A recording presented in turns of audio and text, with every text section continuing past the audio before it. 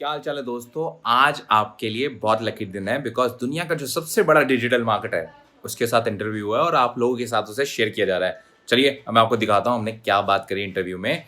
आपको बहुत मजा आएगा। Hey Neil, what's up? Not much. Let me get a water. I was expecting this. This is the first thing you're gonna do in the morning, right? The interview. First thing, work related. Yeah. First call or outside of my office. Yeah, but I wake up early. I wake up like around 5 o'clock. So it's Nice. 9 o'clock. So I've been up for 4 hours. So I worked out, brushed, showered. I spend time with my daughter every morning. What else did I do? Did quite a few calls today with like people who work on my team. So I did all that kind of stuff. But first, Amazing. outside call. I try not to do too many outside calls like interviews and stuff. I limit the number per day to 3. Okay. So I think Okay. but yeah, So I was expecting that I think you try to do these kind of interviews in the morning because I watched a couple of your interviews on YouTube and I saw that you actually almost sit in the same place, wearing the same shirt, almost the same everything, and it seems like okay, you try to get this thing done in the morning, and after that you start your routine. So that was my old home. Okay. And now I'm renting a home. But so I would work from that spot the whole day. And then that white t-shirt like you're seeing right now, I probably have like 60, 70 white t-shirts. I know. I've been watching you for almost like 4 to 5 years now, watching your YouTube videos. I can actually bet on it that almost every single video, this particular shirt, white shirt is the go-to shirt, right? Yeah, it's just convenient. And then funny enough, I'm actually going to switch it up because the other day I was just like, I'm like, maybe I should start wearing black. So now I'm going to do black t-shirt, black pants, and just do black for a little bit. But this white color has become a brand altogether, like your branding goes well with this whole outfit. But thank you so much, Nick. I'm really, really excited for this interview. I was not actually expecting this to happen, writing you an email and, you getting back to me. I'm really, really excited. Thank you so much. And especially from the entire Indian e-commerce community, because I actually come from that background. And I have certain questions to ask you. And this video is going to be, recorded and I'm going to put it up on my YouTube channel. I will send you the link so that you can also give us some kind of a shout out so that we get more followers. But I've been a big follower of you from the last, couple of years. I think when I started my journey, I saw you, and because I think you are aware about this fact that Neil Patel is a big brand or a big guy for the Indian community, because you actually, your roots starts from the Indian background, right? Yes. So people actually, they really admire you. Like they see you as someone who, for respect and someone who is actually representing the whole.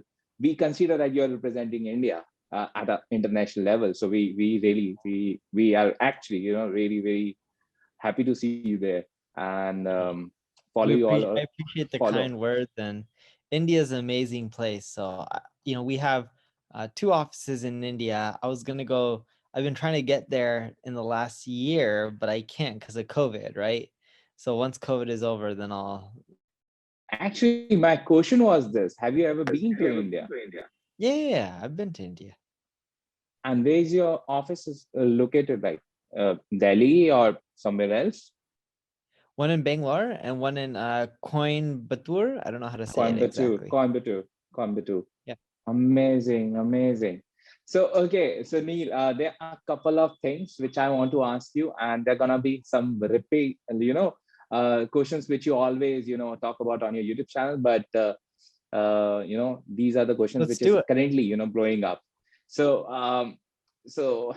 tell me something about your growth hacking strategies, because I've seen a lot of videos from last 6 years, actually, even the Mind Valley video, which was like 6-year-old, where you talk about growth hacking. And And you started with growth hacking, I guess, in this internet marketing industry. You growth hack a lot of stuff. So tell me something about that mindset about growth hacking. And are you still doing something like that? And if not, why? So I still have a very much so growth hacking mentality, even in my personal life, right? Where when I'm dealing with my daughter, how can I end up getting her to do what I want instead of crying quicker and easier, you know? So like when I pick her up in the morning, I come with a toothbrush in my mouth because I know if I pick a toothbrush in my mouth, she'll want to brush my teeth. So she'll take my toothbrush and try brushing my teeth even after I brush because I wake up before she wakes up. So I'll brush and everything. But if I come and do that, she'll come up, I'll be able to pick her up. I'll be able to read to her and go on throughout my day much quicker than if I didn't do that. She would cry, ask for her mom, and it's a horrible deal that'll take 20, 30 minutes.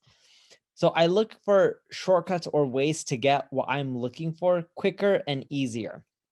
And they may not all be conventional. For example, this year we'll release SEO automation in Ubersuggest, and we'll release email marketing in Ubersuggest, where you can do all email.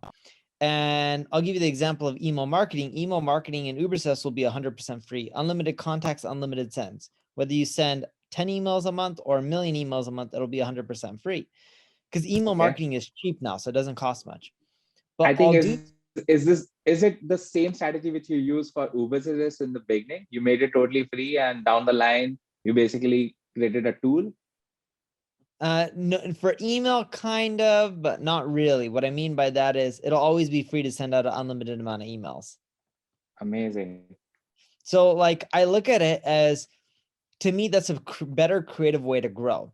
For example, did you know MailChimp sometimes for their CPC pays up to $50 a click on Google?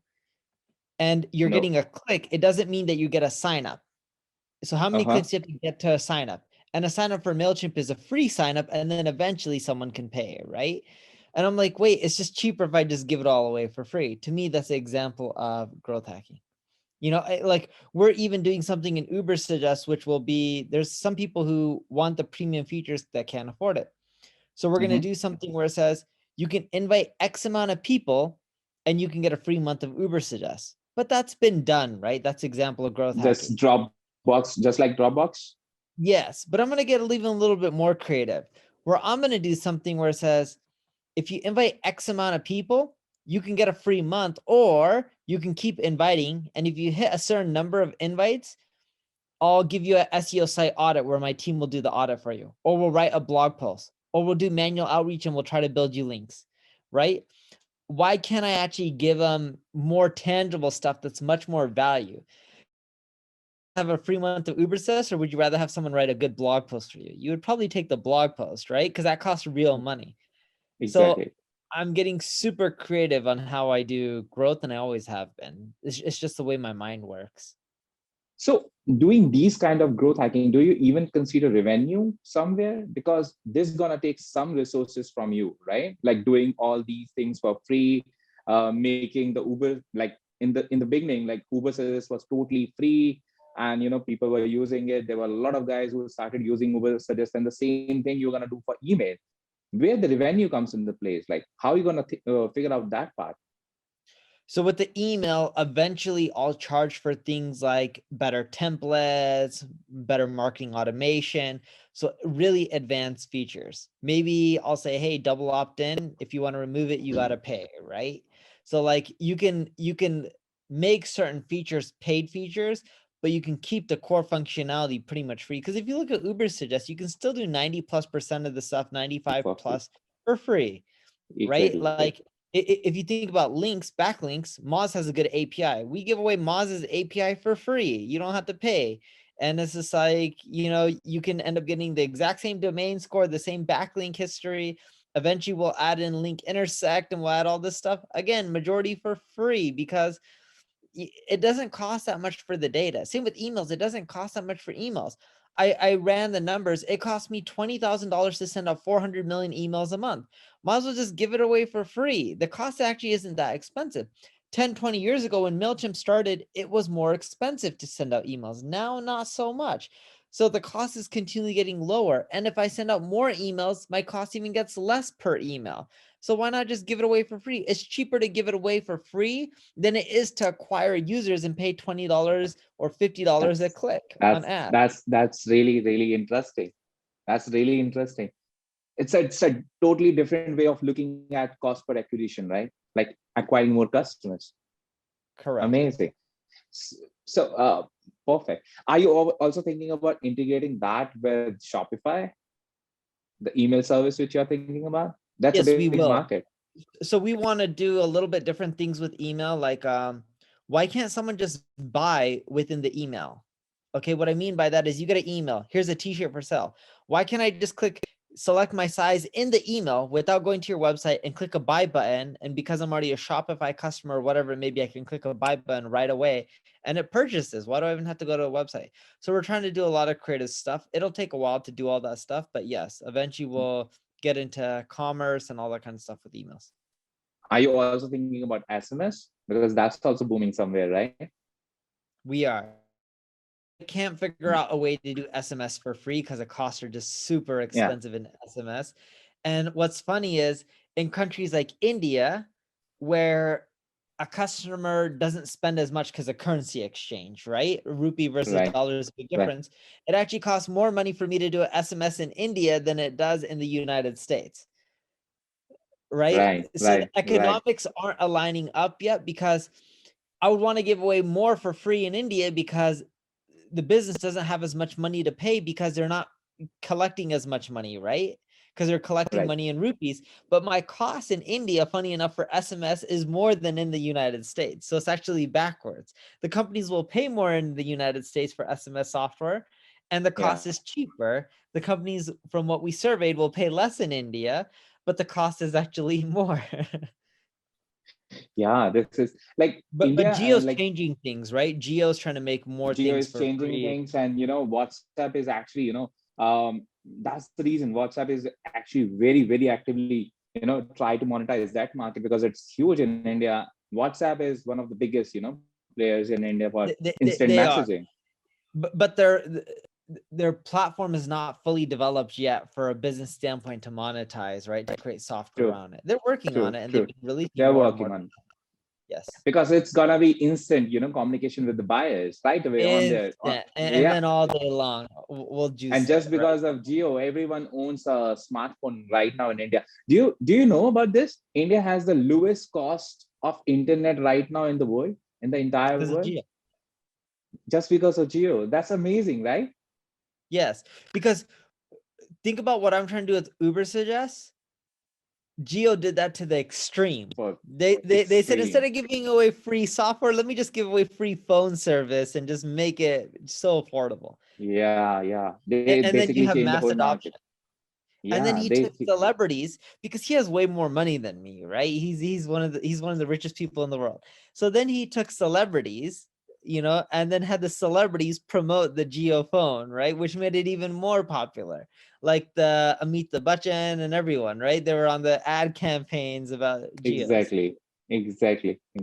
That's amazing. Because India loves celebrities, right? Anytime celebrities pushes something, it's because big. It's like Asian countries are more emotional. Like we try to, connect everything with the emotions, and the celebrities are the best ways to basically put emotions in the mind and try to sell everything. Like we are totally biased towards whatever celebrities are doing, and we just follow that. Like it's crazy out there. But that's a big, like India is a big market right now. Like everyone is actually trying to, figure out something what they can do in India. Amazon being, like they're Amazon spending so much money, billions and billions. They're spending more than Flipkart and Walmart, right? They're spending the money. They're not. I don't think they're making any profit from it. They're spending the money to control and own the market. I don't know about control, but they're spending the money to own the market. Man, I all the time, I don't buy from Flipkart. I really don't buy from Flipkart. The reason behind that it's the trust. I know for sure if I put a return request, I'm gonna get my money back no matter what. I'm gonna get the product back. I know for sure that they're gonna give me 100%. They're gonna give me the best customer service ever. and I can And trust they're them. burning so much money just to win that market, billions and billions. They have such a great network right now for deliveries and everything. They're sorting things out every single day. If they see a loophole in the delivery system, They they fix it. just build it.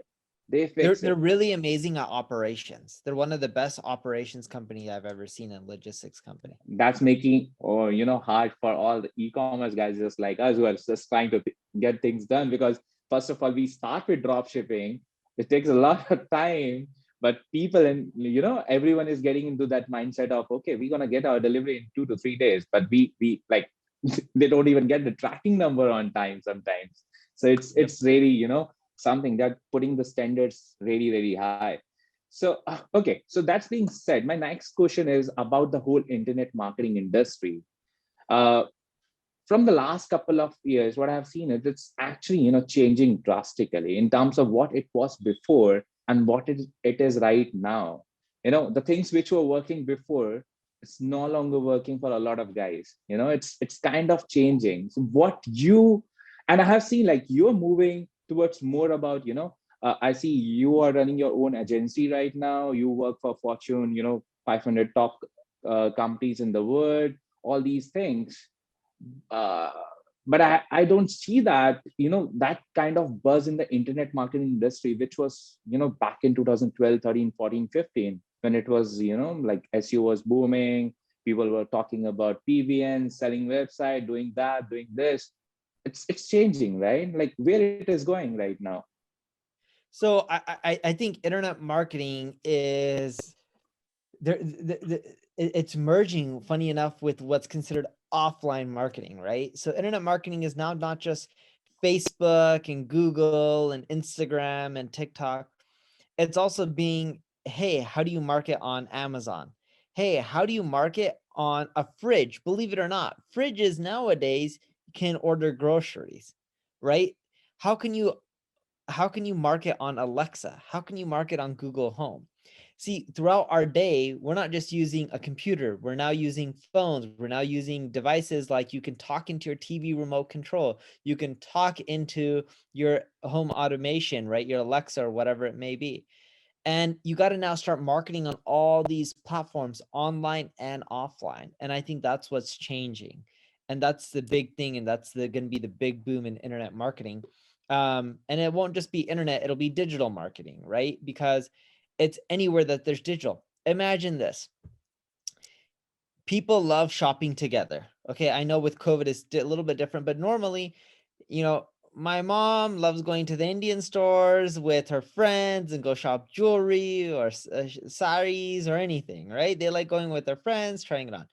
Imagine if you can wear an Oculus device and you can go with your friend, but you're not really going with them, but through this device, it seems like you're going with them and you're trying stuff on. And then you're like, yes, let me buy this one. And then it gets delivered to your house within a few hours, right? That's where I believe the future is going. So how it's going to be for internet marketers which are doing right now, like the type of work which we are doing right now? Where do we fit in the next 5 years as internet marketers? You have to start adapting to the platforms that are coming off, not just the TikToks, not just the Facebook, but the technology that people are using. People are using Alexa. How do you build Alexa skills? That's an example of taking marketing to multiple platforms and things that marketers need to learn, right? Alexa skills is something that you can do to add programs and applications and market on Alexa, which is an Amazon device that you can talk into. Yeah.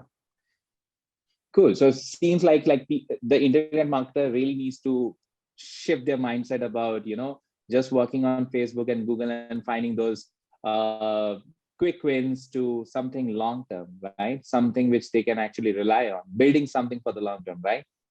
Yes. Good. Okay. So currently, what you must be hearing of this a lot, that Facebook and iOS battle, people losing their Facebook accounts. You must have seen that, right? People getting their profiles restricted. I even saw one of your talks from 2017. I know So by hearing that to that talk, I actually can relate to a lot of stuff what you actually said about Facebook back in 2017. But what you think? What's going on right now with Facebook and Apple, and at the same time, why Facebook is not able to support the small advertisers right now? Why they're actually, suffering? Sure. So I think Facebook can support the small advertisers. They're just not getting as good results because they're struggling to optimize, get the unit economics right. Because you have to remember, back 3, 4, 5 years ago, Facebook advertising was affordable. Now it's expensive. So it's actually pushing a lot of small, medium businesses out. Not because Facebook doesn't want to support them, but more so the small, medium businesses don't know how to optimize their campaigns, their landing pages, their funnels, as well as the bigger businesses or the mid-sized business. And we are seeing some small businesses doing really well. They just need more training, more education to eventually ramp up. And what's happening with Apple is all about privacy, right? It's going to be Yeah, harder for you to target people on Facebook when they're on a mobile device because Apple wants to restrict data that Facebook uses. And it makes sense for privacy concerns. And that's going to really hurt Facebook's revenue because it's going to be harder for a business to target, which means they're not going to be willing to spend as much, which funny enough will make the ad cost a little bit more affordable, but your conversions will go down as well. And will they figure out a solution? Potentially, time will tell. But honestly, I don't worry about that as a marketer because it's stuff you and I cannot control. Let these true. big trillion-dollar companies or multi-billion-dollar companies figure it out, and then we'll use whatever we can with whatever limitations we have. Because remember, as marketers, our competition is not other marketers; it's other companies, right? It's who are we competing against for that same spot. If we're struggling because of the change, that means our competition's struggling as well. So that means at least we're on level playing fields. So that means like, so have you seen this particular issue popping up where people are losing their ad accounts right now? Not much. I don't really see that really anymore. I saw that like 3, 4 years ago, but it's not often at all. And 3, 4 years Okay. ago, we saw that because a lot of people were doing stuff that was quote unquote gray or Yeah. dodgy or shady, but we don't really see that much at all in the United States. So are you currently, your agency is running ads for e-commerce brands? Do you do that? Yeah. And Very you haven't we have faced some of the such largest issues? e-commerce brands, like some of the biggest, without naming the names, like some of the biggest Yeah. water companies or food companies or people selling furniture that are massive publicly traded companies, but literally for anything that you can think of. And you guys haven't faced any such issues related to ad restrictions and profile restrictions, these kind of things? I No. think then, I think in that case, our small community is facing such issues. Maybe that's because they have ran drop shipping kind of stuff in the past, and maybe that's the reason. Right now in our small community across Facebook, who does print on demand or which does like drop shipping, they are facing such issues right now. Their accounts are getting restricted, banned, their profiles are getting banned, their DMs are getting banned, and they're not getting any support from Facebook. So maybe that's the reason. Uh, yeah, and I'm not sure about that because I've never ran ads for drop shipping. See, we Mm, typically run it for the company, right? So yeah. most larger companies aren't drop shipping, so we tend not to. We don't And have you much. guys get some dedicated support from Facebook, being such like, running such ads for such big companies. Do you get some support from Facebook? Yeah, yeah, we can shoot them an email or give them a call, and they respond right away. Nice. Nice. Same with Google, same with Bing, pretty much any ad network. But you have to keep in Perfect. mind we're spending volume, right? Like literally spending an arm and a So leg in what's ad. the minimum, do you like, what's the minimum criteria to be your client for your agency? It ranges a lot because we have an SMB division as well, and we have a large enterprise division as well. We have both, but I don't know the exact pricing off the top of my head for spend or anything like that. A lot of it we actually look based on potential. So it's Okay. not just about how much money does a company have, it's more so how much what are the results that we can provide for the company? We first figure out, can we actually grow the business? Because not all businesses are growable, right? It's weird saying that, but it's true. You know, someone could come to me and they say, I want to sell a hair product where I help Indian men grow hair when they're babies. Okay. I'm making it up. Indian babies typically, when they come out of their mother's womb, have a full set of hair, right? When a baby's born in India, they typically have hair. You agree with this, right? Yeah. So if you're selling a product that says, hey, we're going to help Indian babies, I'm making this up literally on the spot. Yeah. If you say, hey, I'm going to help Indian babies grow hair faster, they don't need to grow hair. They're born with a full set of hair. That business model doesn't work. I can't really help grow because that's not going to make any money. Or I once had someone tell me, you know, we have a division in Brazil. We help companies in Brazil grow. And someone came to me and they said, we want to sell electric car to the masses. And they want to sell it to people who are low income, high income, middle income. And then I'm like, who's your primary target? They're like, the masses. We want everyone, especially the people who have low income, because there's a big low income population. Yeah. The amount of money they were trying to charge for their car was 200,000 reais. That's expensive in Brazil, right? To give you an idea, you can buy a home for 400,000 or 500,000 reais. I'm like, this isn't going to work. It doesn't matter how nice your car is. It's just not affordable. It doesn't matter that it's a great car, better for the environment. If no one can afford to pay, I can't grow that company. I don't care what marketing you do. I don't care what budget you give me. It doesn't align. So the first thing we really look for in a business is, can we actually help the company? And if we can help the company, then we figure out, all right, does the budgets match up? And can we work together? Can we figure things out?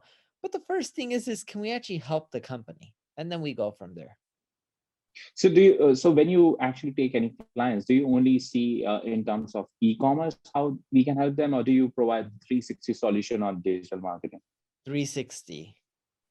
We can do everything from SEO, pay-per-click, email marketing, conversion optimization, figure out text messaging campaign, funnels, upsells, downsells. We literally look at everything. We won't do things like, hey, let us help you with your logistics, right? We won't do with logistics and tracking and inventory management, stuff like that we won't touch, but we'll do, you know, the whole 360 approach when it comes to marketing. So Nick, Neil, how big is your team?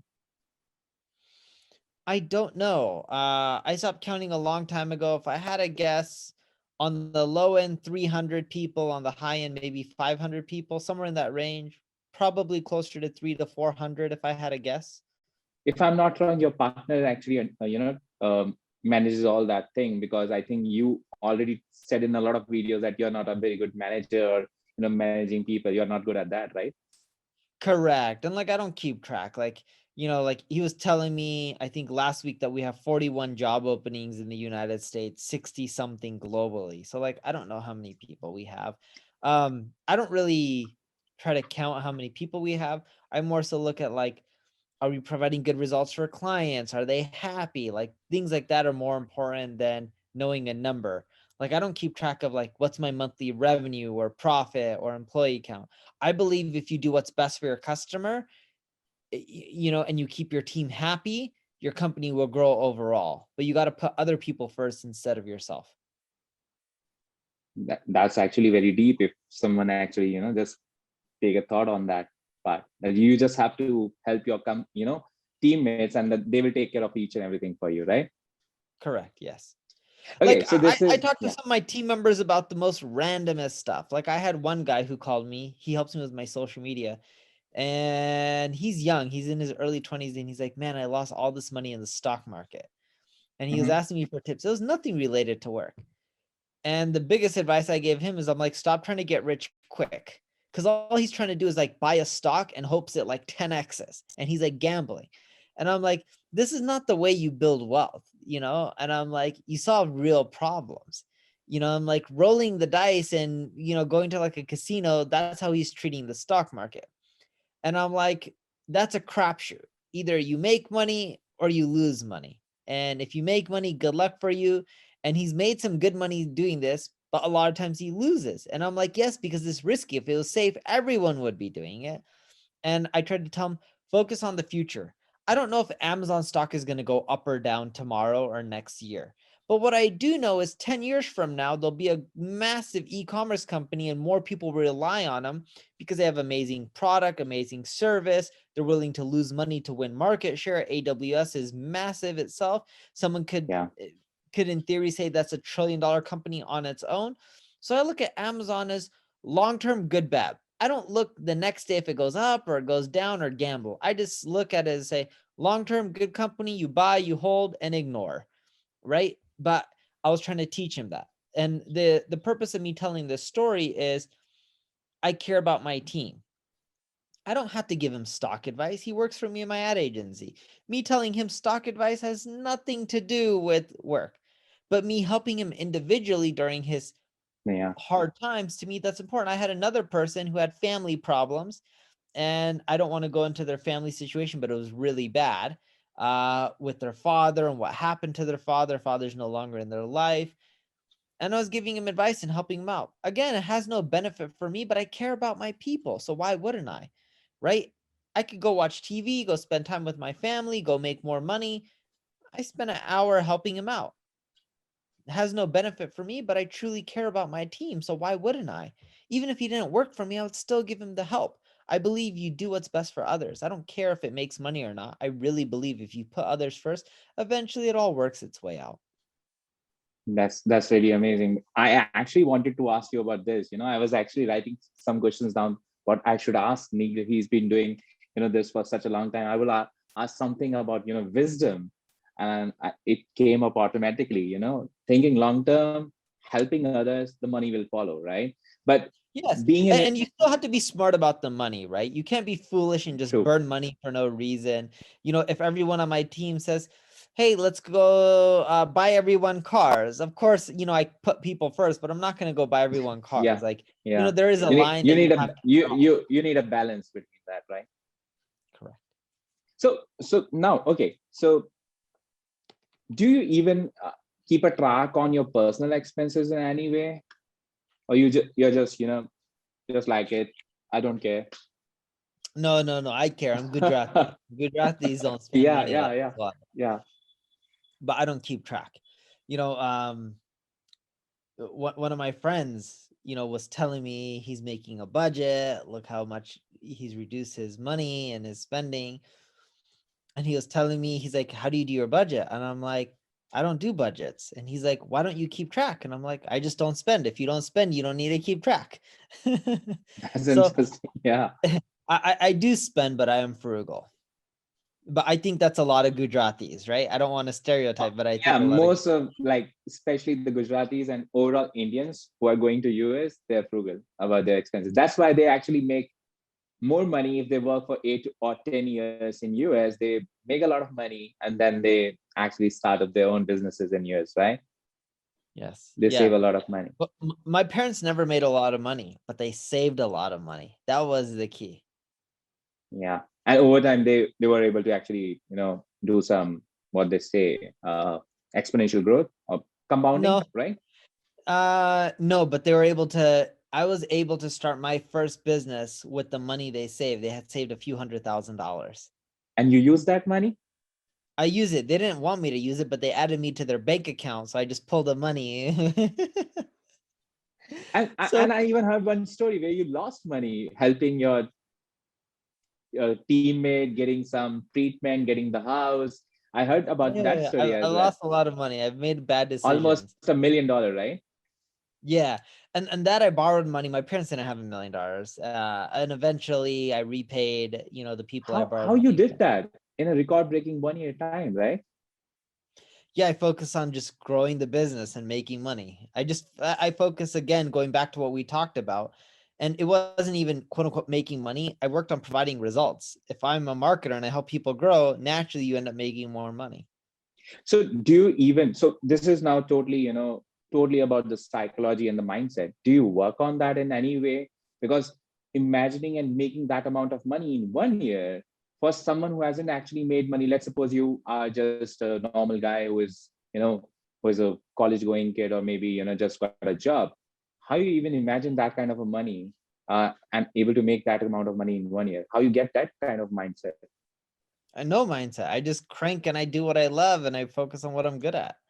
I don't worry too much about mindset or what mental state I need to be.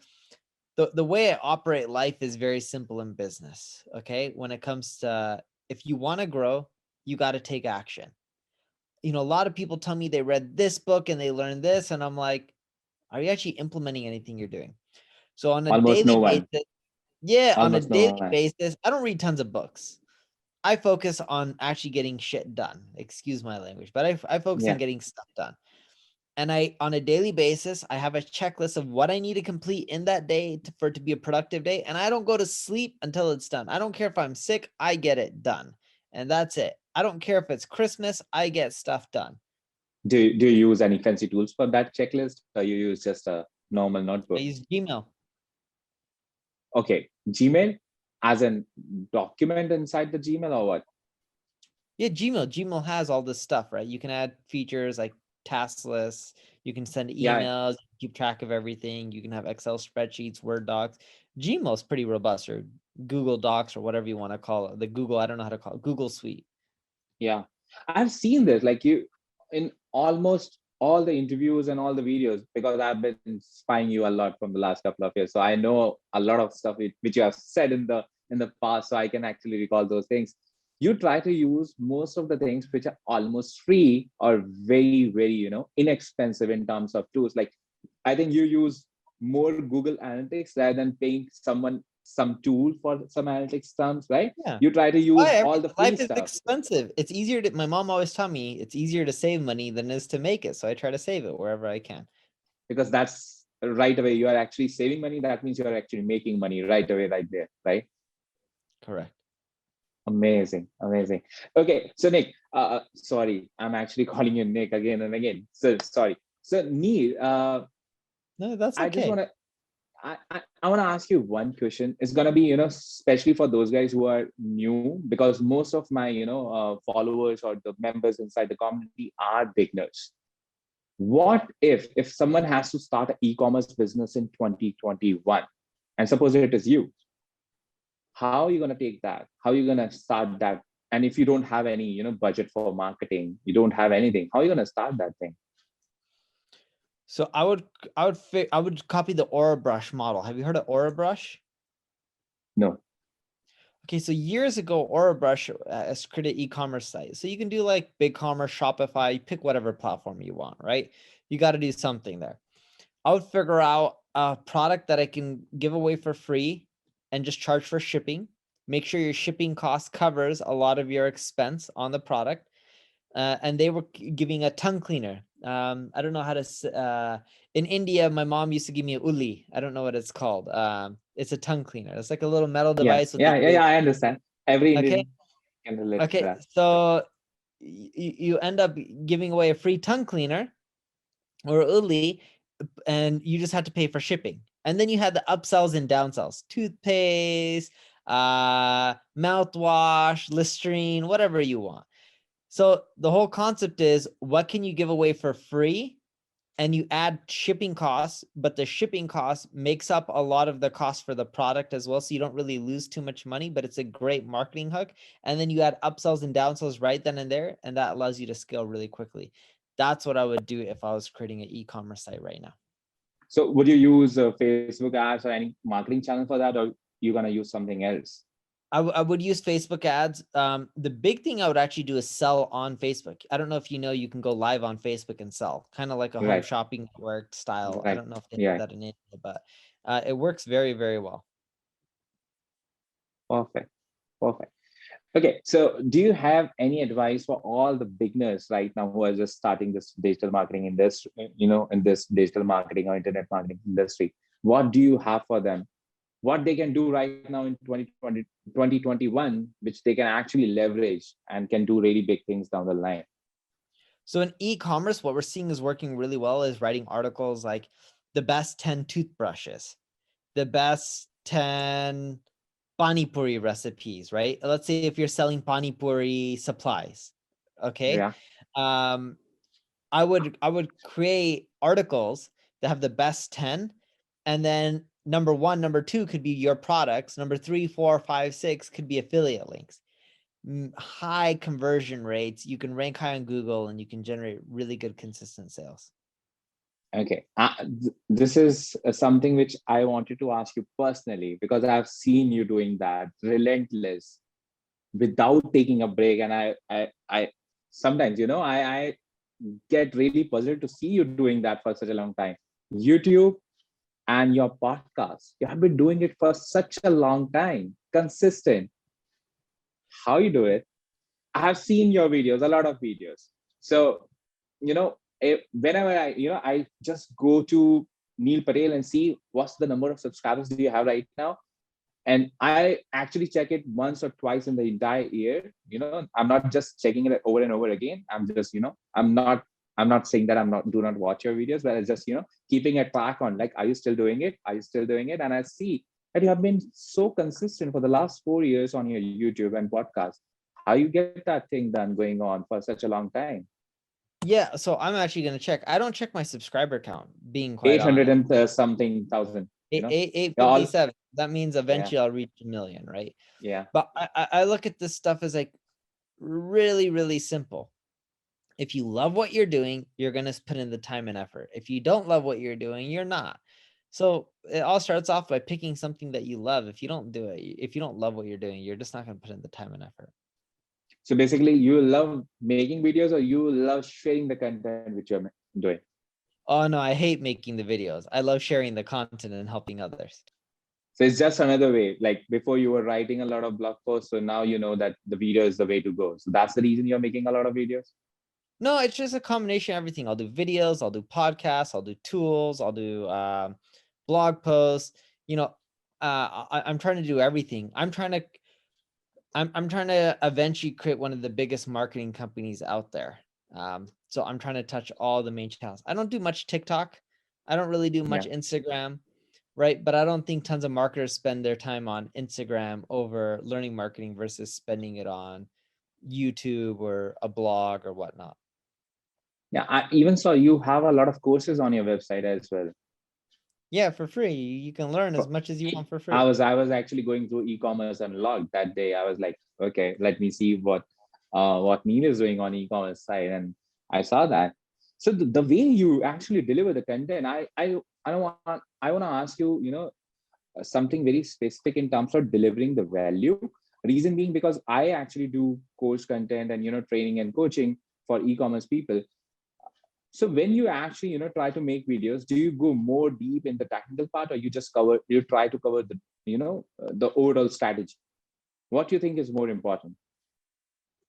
I think going very deep. If you cover the overall strategy and someone can't covering the overall strategy, most people are lost and they don't know what to do. You need to go deep and help people tactically.